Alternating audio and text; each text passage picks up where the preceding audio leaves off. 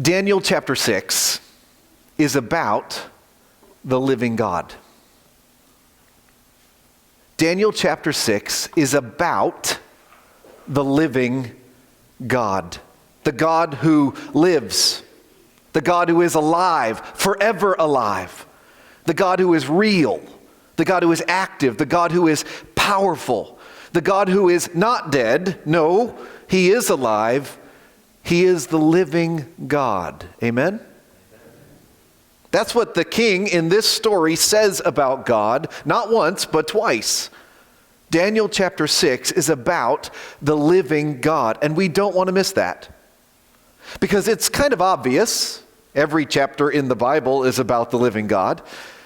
It's also easy to miss when you read an exciting, familiar, beloved Bible story like this one. I mean, if I were to say, this chapter tells the story of Daniel and the, how would you fill in the blank? Daniel and the? Yeah, I already did it. I already said it myself, didn't I? And you would not be wrong. It's Daniel and the lion's den. This is one of the most famous stories in the whole Bible, and with good reason. It's a great story. A courageous old man gets thrown into a pit of hungry, hungry lions. Were they hungry, by the way? Were the lions hungry? But in all of the excitement of this exciting story, we cannot miss whom this story is all about. It's not ultimately about Daniel, though he does shine in this story. Dare to be a Daniel like the Daniel of chapter 6.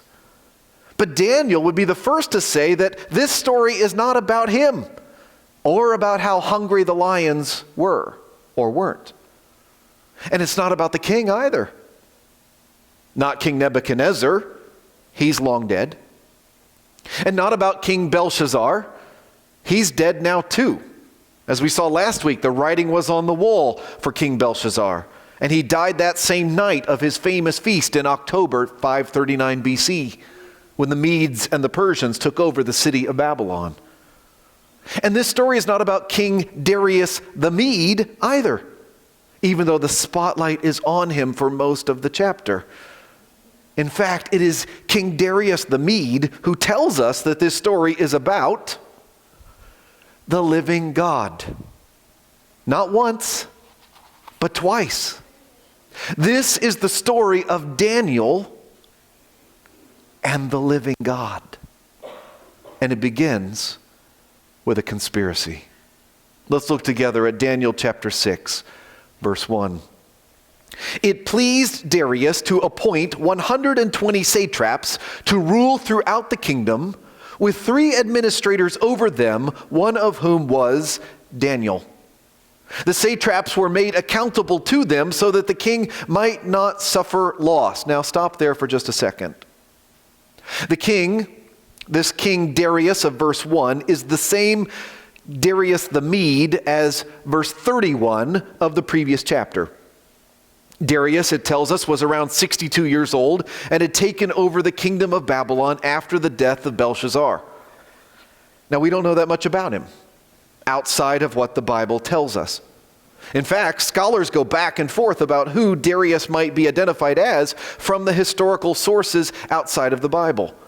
Different kings often had more than one name in those days. So King Darius might be another name for King Cyrus himself, the high king of the Medes and the Persians. Or King Cyaxares II. Or another of several other people, including somebody unmentioned in historical sources outside of the Bible. I read many, many pages in the last couple of weeks of the different evidences for the different options. I count at least 6 leading scholarly opinions. If you're interested in all that, I'd be glad to point you to some good historical research. But for our purposes, it doesn't matter a whole lot. The Bible says that he was Darius the Mede, and that he was king over Babylon at this time, and that he recognized Daniel as an able administrator. Darius was a shrewd administrator himself. The Bible says that when he took over Babylon, he did a reorganization of the kingdom and appointed 120 satraps, which were like governors or generals or kind of lieutenants, kind of people in charge of the section to extend his rule throughout his kingdom. They kept track of things and made sure that the taxes were being paid and the people were under control in that satrapy.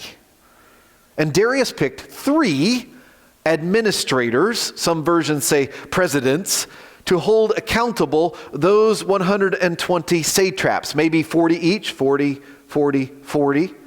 And one of those top 3 administrators was Daniel. Now that's amazing all by itself, isn't it? How old is Daniel? Last week we said he's at least 80, probably 81, 82, somewhere in there. And he's been out of leadership for some time. Remember, Belshazzar had to be reminded who Daniel even was in chapter 5. And now Daniel is in charge. Belshazzar promised that he'd be the number 3 guy in the kingdom. But that was only good for one night. But Darius, the new king in town, recognizes quality when he sees it. Look at verse 3. Now Daniel so distinguished himself among the administrators and the satraps by his exceptional qualities that the king planned to set him over the whole kingdom. He was going to make Daniel number 2, right under him and over all those others, right? So the org chart would be Darius, Daniel, then 3 administrators, each with maybe 40 satraps under them. Daniel has come so far since he was taken captive and drug off to Babylon nearly 70 years ago. And he's still got it. And Darius recognizes it. And his co-workers hate it. Look at verse 4. At this, the administrators and the satraps tried to find grounds for charges against Daniel in his conduct of government affairs, but they were unable to do so. They could find no corruption in him because he was trustworthy and neither corrupt nor negligent. Way to go, Daniel. Well done, you. Some of Daniel's co-workers, probably not all 122 of them, but the other 2 administrators and some number of the satraps wanted Daniel to go away. They were probably jealous, and they probably hated that he was a Jew. This part is very similar to what we saw back in chapter 3 with Daniel's friends, Hananiah, Mishael, and Azariah. Their co-workers hated them too. And they wanted them out of the way as well. And these hated Daniel so much that they searched high and low to find some dirt on him, to get some leverage on Daniel, to force him out of office. But they couldn't find a thing. Daniel was, we'd call him squeaky clean. He didn't have any skeletons in his closet. Dare to be a Daniel and faithfully work at your secular job for decade after decade and be a man or a woman of integrity. Dare to be a Daniel and be completely trustworthy at work. I pray that we as Christians would be the best employees at our jobs, the most trustworthy, neither, verse 4, corrupt nor negligent. Daniel did his job and he did it right. And Daniel was in government. He was a civil servant. Daniel shows that it is possible to be a true believer and work in the administration of a thoroughly pagan government and do it faithfully, maybe for decades on end. We need Christians to do that today. Some of you in this room may be called to serve in government on some level for some time. It's hard to do, but Daniel shows that it is possible. Daniel was in Babylon, but not of Babylon, right? He was in Babylon, and he was even over Babylon, but he was not of Babylon. And his co-workers hated him for it. When I was in college, I worked for a temp agency for a few weeks during spring break. And on one job they sent me to, we were supposed to dismantle this old department store, stacking up the shelves and everything and loading it all up to be carried away. And I was just doing my job, whatever they told me to do. And a couple of the other co-workers took me aside one day and they asked me to slow down because I was making them look bad. I was getting too much done. I couldn't do that. It wasn't that I had a lot more energy than they did. I had to do my job as unto the Lord. And Daniel had been doing that for nearly 70 years. We saw it back in chapter 1, and he's still doing it now in chapter 6. Dare to be a Daniel and faithfully work at your job for decade after decade and be a man or woman of integrity. I have 3 points today to summarize what we learned about the living God in chapter 6. And here's number 1. The living God is worthy of serving continually. The living God, he's active, he's alive, he's not dead, he's powerful. The living God is worthy of serving continually. Daniel obviously believed that, and it showed with how he lived. He was good at his job because he was serving his God. And so his enemies figured that if they were going to get rid of him, they had to find a way of using his values against him. Look at verse 5. Finally, these men said, we will never find any basis for charges against this man Daniel unless it has something to do with the law of his God.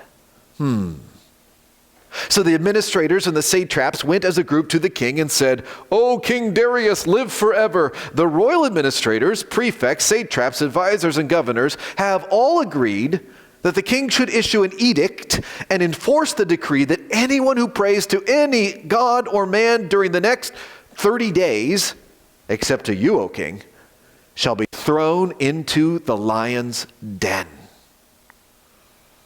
Now that was a lie, wasn't it? Did you spot the lie as I read that to you? They said that all the administrators, prefects, satraps, advisors, and governors have agreed to this plan. Was that true? No. There was at least one administrator who didn't like the plan. What was his name? Yeah. This whole edict thing is actually a conspiracy against Daniel. So keep in mind, as you do your work out in the world with integrity and faithfulness, not perfectly, but faithfully, that may earn you some recognition, but it may also earn you some enemies.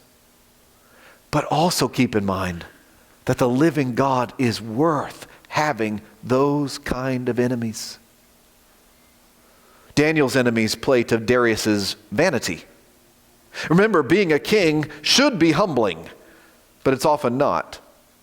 It doesn't take long being a king and everybody treating you as if you were the best thing ever to begin to think that you're the best thing ever.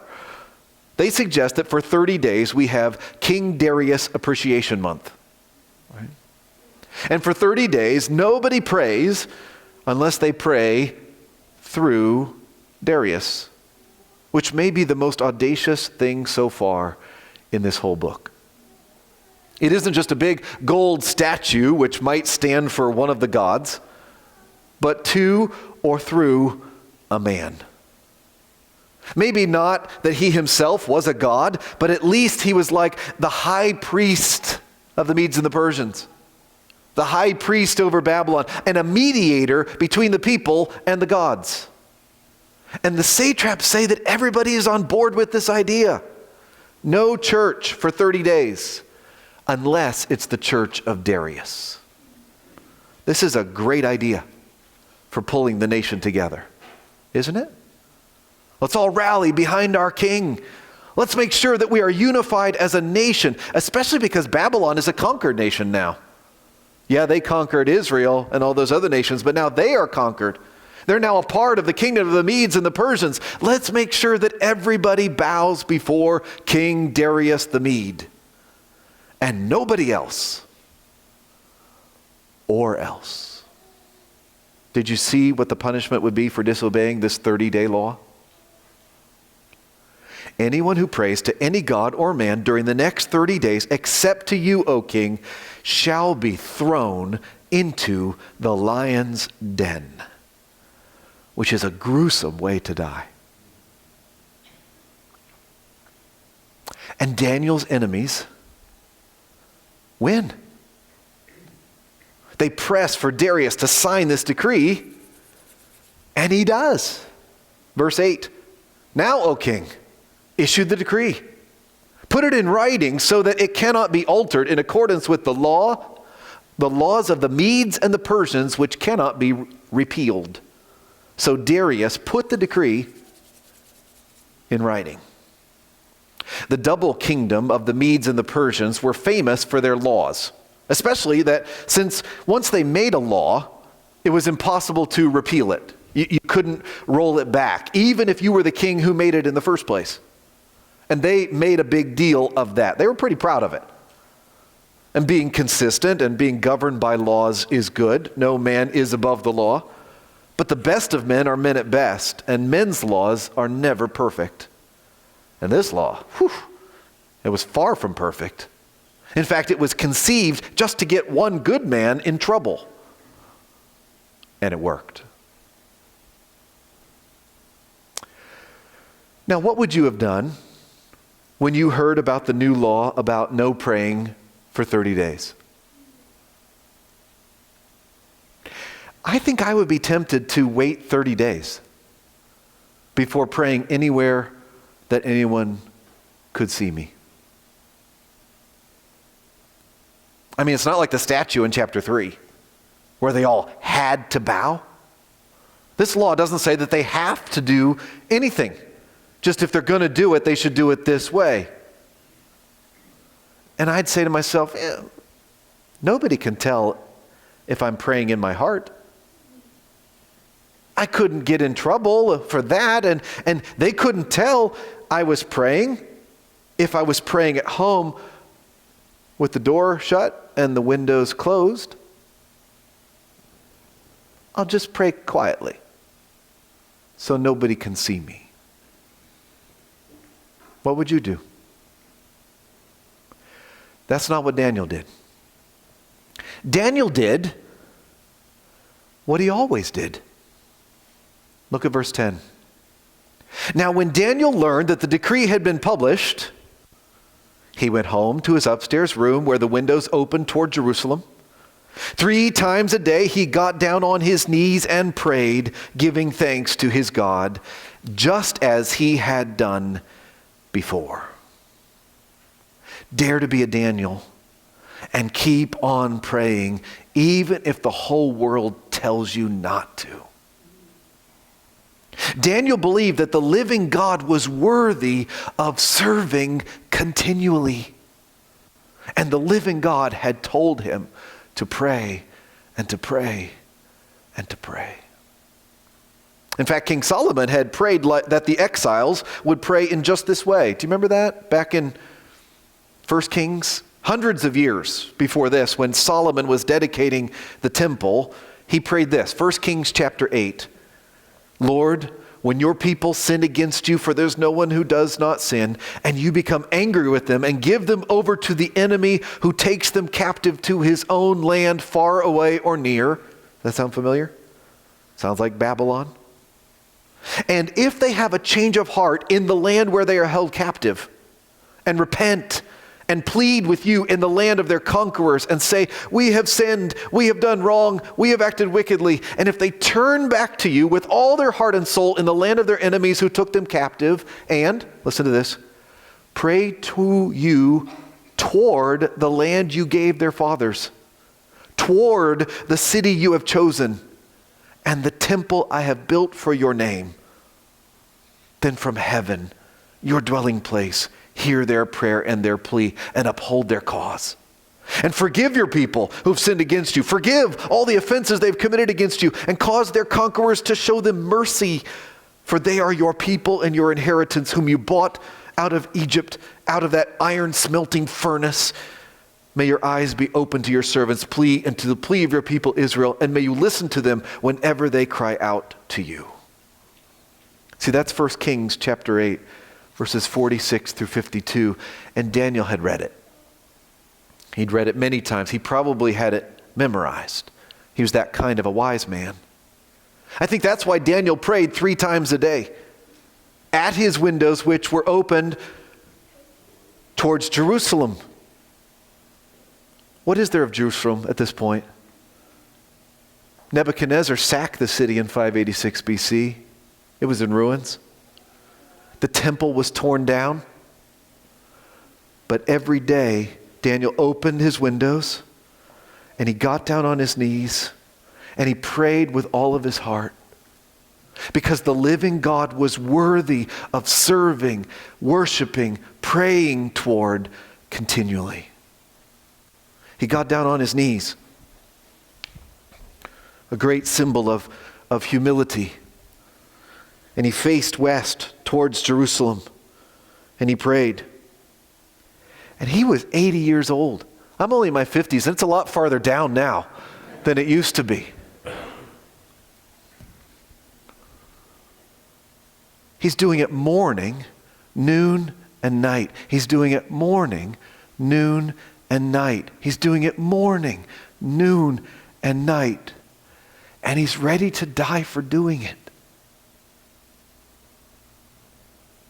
Are you ready to die for praying? That'll show you whether you really believe in praying or not. Often it doesn't take that much to keep us from praying. Just about any little thing can disrupt our routine or take precedence.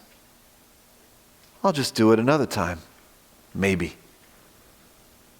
Often it doesn't take much to keep us from gathering for worship. There are good reasons to miss gathered worship from time to time. Don't come to church if you're delirious or contagious. Don't come one Sunday if you're going to go in a ditch or fall in the parking lot. But sometimes any old excuse will do. Daniel was willing to die for praying. It's not because he had a death wish. It's because he believed with all of his heart that the living God was worthy of serving continually. When we get to chapter 9, we'll see some of the things that Daniel prayed. He prayed for his people in exile. He prayed for their restoration to the land. He prayed for God's promises to be fulfilled for them. He probably also prayed for protection from this bad law. And he probably prayed for King Darius the Mede, and maybe even for his enemies that wanted him dead. Verse 10 says, in particular, that he prayed prayers of thanksgiving. Can you imagine?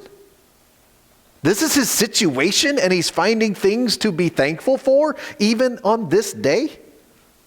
He's been a captive in Babylon for going on 70 years. He's been hauled before at least 2 different kings on multiple occasions where he might be about to lose his life. He's gotten old and not gotten to go home. And he's giving thanks. Dare to be a Daniel and give thanks in every circumstance.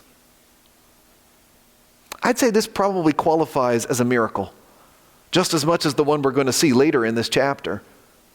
Just an old believer who's faithfully praying morning, noon, and night to his God and asking him for help and being willing, if he must, to die for it. Notice he does not draw attention to himself. He doesn't send out a press release or post a big manifesto on social media, little click here, I'm still praying, hashtag I'm still praying. He just keeps on doing, verse 10, as he had done before. A quiet, long obedience in the same direction. Which is just what his enemies wanted. Look at verse 11. Then these men went as a group and found Daniel praying and asking God for help. That wasn't hard. He was just where he always was, doing what he always did. But now they had proof. Verse 12. So they went to the king and spoke to him about his royal decree. They're setting the trap. Did you not publish a decree that during the next 30 days, anyone who prays to any god or man except to you, O king, will be thrown into the lion's den? The king answered, "The decree stands in accordance with the laws of the Medes and the Persians, which cannot be repealed." They snapped the trap. Then they said to the king, "Daniel, who's one of the exiles from Judah, pays no attention to you, O king, or to the decree you put in writing. He still prays 3 times a day." Notice their disdain for Daniel. Just like Belshazzar last week, they can't help but point out that he's a Jew that was taken captive. He's a foreigner in exile. He shouldn't be in charge of us. Now, they mean it as an insult, but Daniel owns it. He owns who he is. He's glad nobody is calling him Belteshazzar anymore. He's found from long experience that God is faithful and worthy of serving continually, even if it means dying for it. And it looks like that's what's going to happen. Nobody can stop it. Not even the king. Verse 14. When the king heard this, he was greatly distressed. He was determined to rescue Daniel and made every effort until sundown to save him. Darius must have really liked Daniel. He didn't see that trap coming and he tried to work around it. Daniel was his best guy. He'd hate to lose his best guy. But unless he made a new decree that counteracted this one in some way, and that could cause him to lose a lot of face, then there was no earthly hope. And his enemies made sure of it. Verse 15. Then the men went as a group to the king and said to him, "Remember, O king, that according to the law of the Medes and the Persians, no decree or edict that the king issues can be changed." So the king gave the order, and they brought Daniel and threw him into the lion's den. The king said to Daniel, "May your God, whom you serve continually," there's our word, serve continually. "May your God, whom you serve continually, rescue you." A stone was brought and placed over the mouth of the den, and the king sealed it with his own signet ring and with the rings of his nobles, so that Daniel's situation might not be changed. Isn't it fascinating that the king yells out to Daniel that encouragement before they close the opening with the stone? My sense is that it's a great big pit, right? And the lions are down there in the pit, and they slide the stone on it, and they put some wax on it, and then he puts his seal, and all of his nobles put his seal, so that nobody can get in there until the morning. But Daniel, the king, he thinks that maybe Daniel might live. Daniel had lived his life in such a way that the king could see that he served God continually. It was obvious from the way he lived his life that Daniel believed that God was alive and real and active and worthy. And so pagan King Darius hopes out loud that Daniel's God would rescue him, even as he sentences him to death. They threw him in with the lions. This guy is 80 plus years old. He might have died just from the fall. They have this pit where they keep lions. It sends a powerful message to anyone who is thinking about disobeying the king that if he's ever unhappy with you, he can toss you into this pit. The lions were for sport, they were for entertainment, and for punishment. It's a gruesome way to die, to be tossed in there. I don't want to even think about it.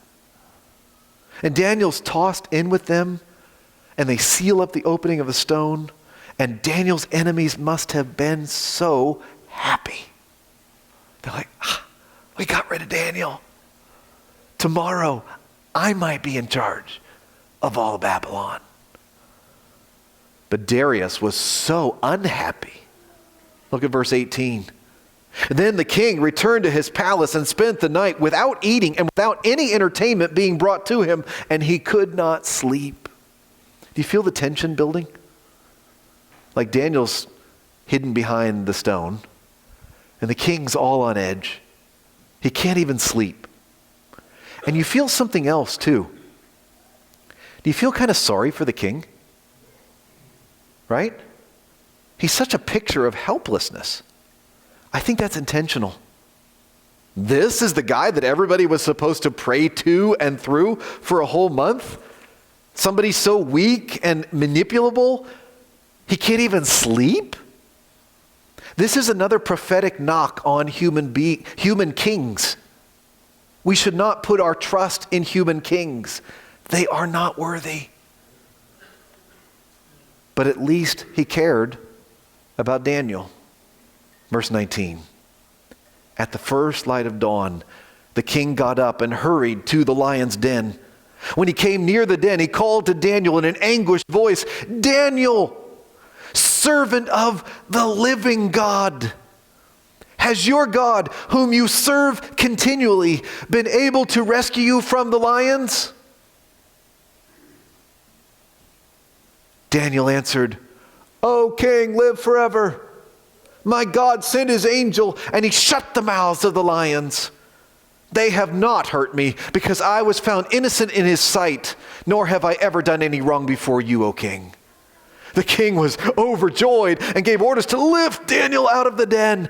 And when Daniel was lifted from the den, no wound was found on him, because he had trusted in his God. He's alive. I just think that moment when they're asking and then waiting to hear, is he alive? Isn't he? "Oh, king, yes, I'm here. Can I come out now?" And he doesn't have any bites taken out of him, right? Just like Shadrach, Meshach, and Abednego didn't have even the smell of smoke on them when they came out of the fiery furnace, Daniel didn't even have a scratch on him from a lion's paw. Why? Because the living God sent his angel and he shut the mouths of the lions. Just like Shadrach, Meshach, and Abednego had the fourth figure in the furnace with them, like a son of the gods, God sent his angel to be with Daniel that night. I wonder if Daniel got to talk to the angel. Could he see him? Could he talk to him? It doesn't tell us. What it does tell us is the lions did not bite. Wow.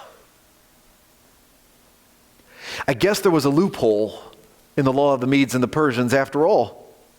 You had to throw the offender into the lion's den, but the law didn't say anything about he had to die in there.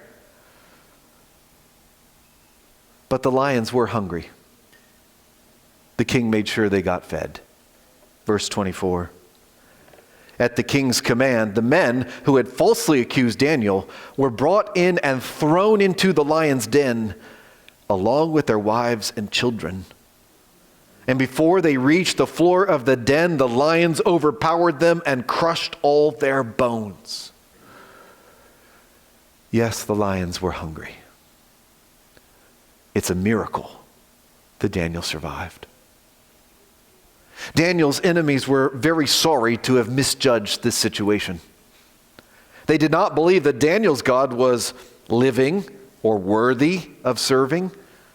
And they paid for it with the retribution of the Medes and the Persians, which showed no mercy even to their families. And all of this impressed King Darius.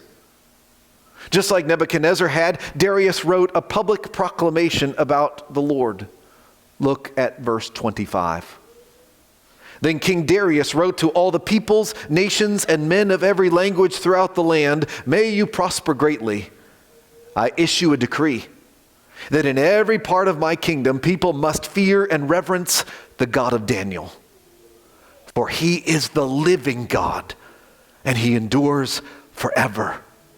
His kingdom will not be destroyed. His dominion will never end. He rescues and he saves. He performs signs and wonders in the heavens and on the earth. He has rescued Daniel from the power of the lions." So Daniel prospered during the reign of Darius and the reign of Cyrus the Persian. See how he calls him the living God? He did it in verse 20 and then again in verse 26. He can see that God lives. He's not just a God of wood or stone or iron. He's not just an idea. He's a being. He's a person. He's alive. And he's alive forever. And he rules forever.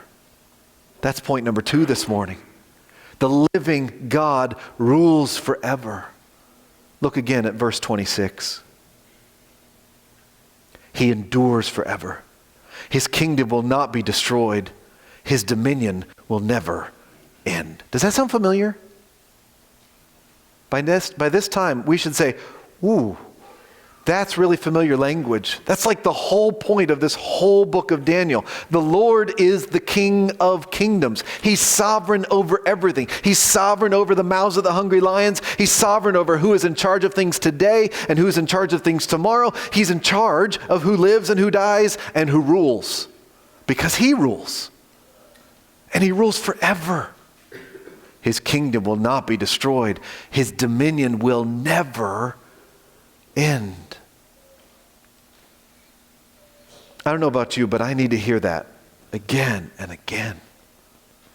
Our world is so tumultuous, and we are so small and so frail. There are so many kings and things that tyrannize us. We have so little control. But we belong to the King of Kingdoms. And He's with us. He didn't leave Daniel alone in the lion's den. He sent His angel so that Daniel knew that he was not alone. We belong to the King of Kingdoms. Worthy of trusting, worthy of obeying, worthy of serving, worthy of dying for, worthy of living for, because He lives and rules forevermore. And more than that, He saves forevermore. That's number 3 and last. The living God rescues and saves. Daniel could see it. Darius wondered if God could do it in verse 16 and verse 20, and then he knew that God could do it and proclaimed that God had done it. In verse 27, He rescues and He saves.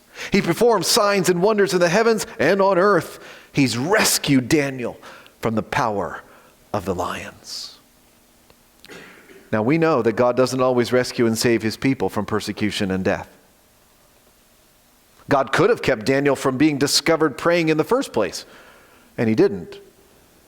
There may have been others who disobeyed this law and died for it. We don't know. Probably nobody was paying attention to anyone else. This law was tailor-made to catch Daniel.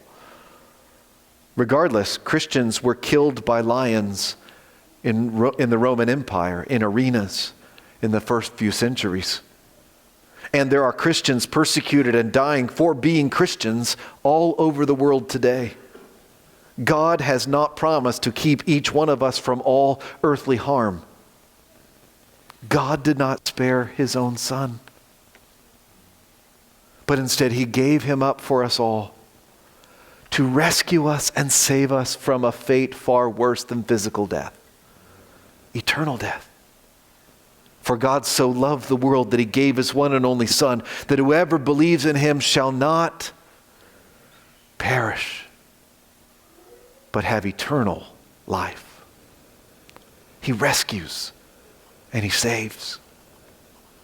I never noticed until this week the parallels between this story and Jesus' story. Did you catch some of them? Jesus was buried behind a stone that was sealed. Jesus was delivered out of the domain of the dead. Mary going to the tomb early on Sunday morning, and Darius hurrying to the den early the next day. Daniel coming out of the pit of death alive and unharmed, and Jesus coming out of the tomb alive once again. He rescues and He saves. Daniel's rescue is also a picture of our rescue. We are rescued from sin and saved unharmed forevermore because of the living God.